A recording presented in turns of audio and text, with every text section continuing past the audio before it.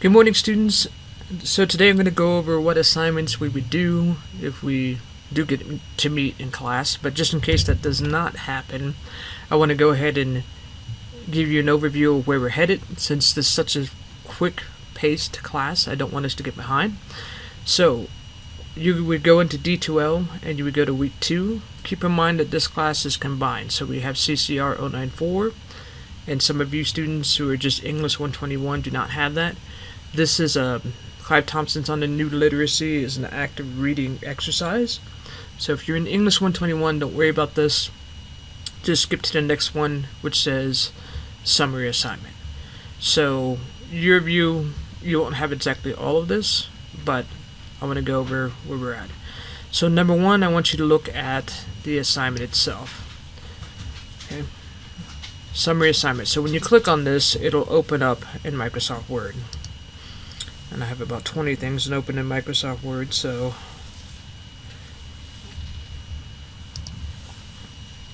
alright.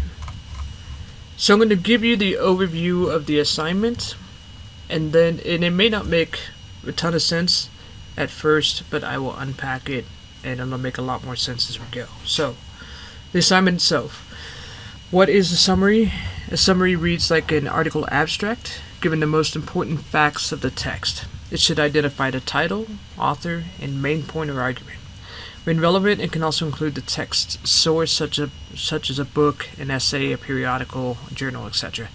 A summary uses author tags such as in her article, Smith states, or Smith argues, explains, says, asks, suggests, so forth. These tags make it clear which ideas are those of the author in the text being summarized and not the summarizer. A summary is often used when writing academic papers as a way to introduce the reader to a source and to place the main point of that source into the context of an argument or a discussion of an issue. Okay, so you're going to read James Lowen's The Land of Opportunity. It's about a 4-page short essay. It's actually from a longer work. And then from that, after you read it, you're going to write a 1-paragraph summary on this essay. Your summary should not go over 1 page. If you've gone over 1 page, then you're putting in too many details. So the format of the summary will look like this. The first line should contain the name of the author, the full title of the article in quotation marks, and the author's main point. Why do we put the article in quotation marks in MLA formatting? And actually I don't know about APA anymore, but in MLA formatting, all article titles or chapter titles are in quotation marks. And then the main point. Why? Because when you're summarizing, you want to get to the main point right away, and then of course we want to know who we're talking about, so we include the author. Then the rest of the summary should contain a combination of paraphrases and quotes, meaning every line but the first line will have a page number in parentheses at the end. This is called an in-text citation, and I will teach you about that in a second video, which is the other assignment that you're doing. The paraphrases and quotes should illustrate the author's claims and the evidence he or she used to support that claim. So you can claim anything. The sky is green. The sky is blue. Whatever you want to make a claim for, but then you have to back it up with evidence. Okay?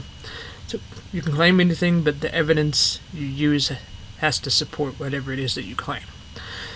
The final sentence of a summary restates the major point but in different wording used in the first line. These are the things the summary should not do.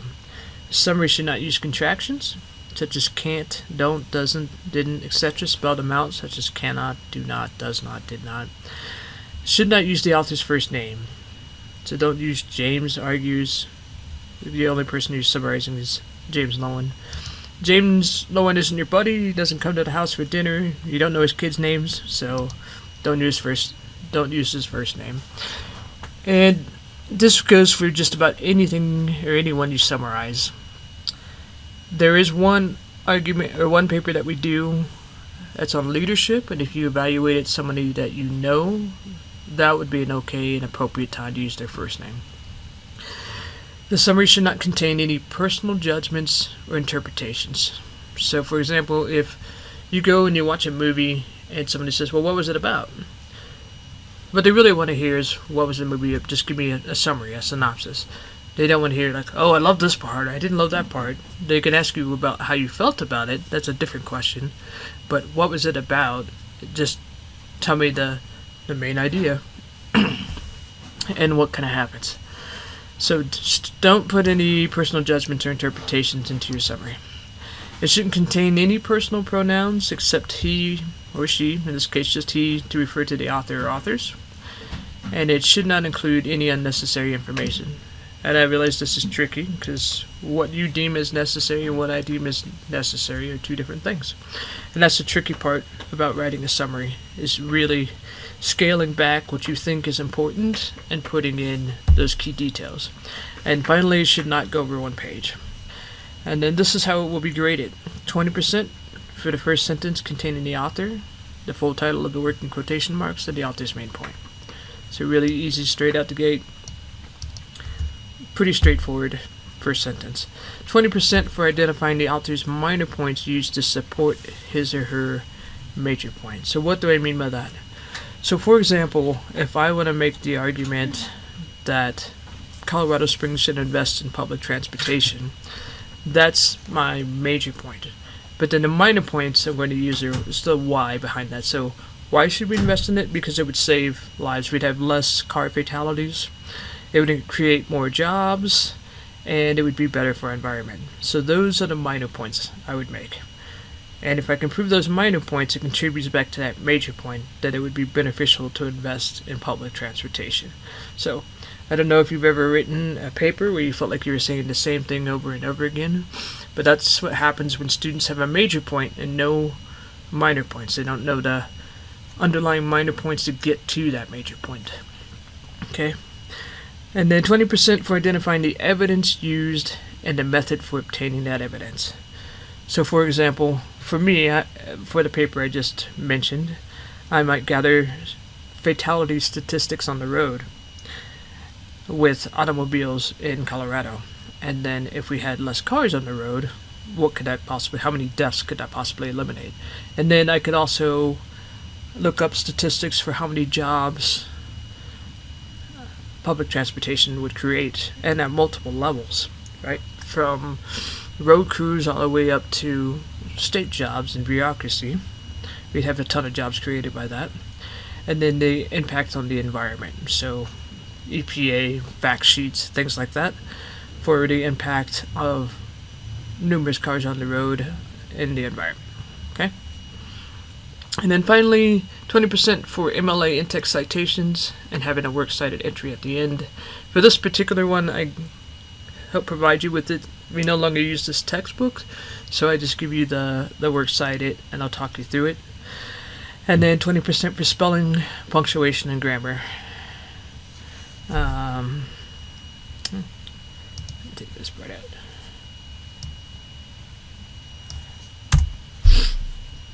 And that is the assignment. So now let me unpack that a little bit more.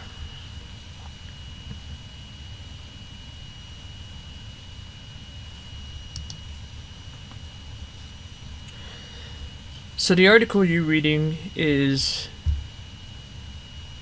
Land of Opportunity.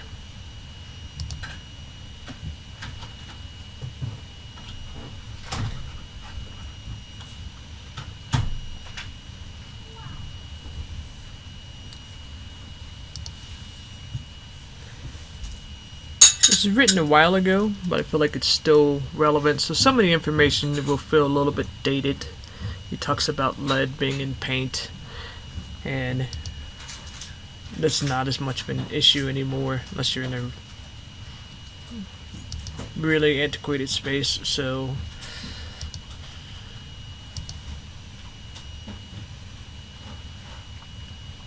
yeah.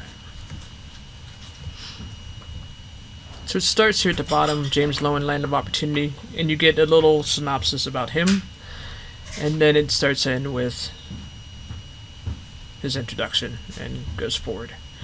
So one thing I will say that we go over in 094 that we don't in English 121 but is still important is you will encounter different events in history and different vocabulary, but events in history that you you're not aware of. So the 1894 Pullman strike, maybe you know about that, maybe you don't. The Triangle Shirtwaist Fire, the Taft-Hartley Act. How many people remember this from school? Maybe you never learned about it, maybe you don't remember. But this stuff, I would look it up to help contextualize what you were reading, okay? We don't expect you, instructors don't expect you to know everything, but if you're going to take initiative in your education, you would take the initiative to jump in and learn about these things to give you the full context and scope of this particular reading. Because it takes a lot to understand where he's coming from with this. He includes work, labor, history, and a discussion about class. And we have to talk about why that is, okay? So very important. And then anytime you come across words that you don't know, always define them. That's the other thing we do in CCR 094 is we talk about never just skipping over those words. I know it's nice on a Kindle, you can just put your finger on the word in the Kindle and it defines it for you. It pops up, and that's great. But here it might be in your textbooks, you're going to have to get out the old dictionary or voice to text on Google and pull those up, and I would put those notes in your margins and make lots of notes on this. If you have questions about where's he going with this or how does this fit into his argument, but make active notes, okay? Very important. The other thing I want to point out here is the page numbers, because this will become relevant when you have to do your in-text citations. So the page numbers begin with 213, 214, all the way to 216. So those are the page numbers. Don't use the paragraph numbers. These paragraph numbers are just for reference within a class. So that I want to say, hey, go to paragraph 5 and let's talk about the evidence he uses in paragraph 5. But for when you do when you do an in-text citation, you have page numbers available to you, use page numbers, okay? Alright, that is it for this video, but I will do another one on how to do in-text citations, and that will go with the packet that we have. That is homework for CCR 094, and it's in-class practice for English 121. So it'll be due, if we don't meet in class, English 121 will have to do that as well, okay? Thank you for your time.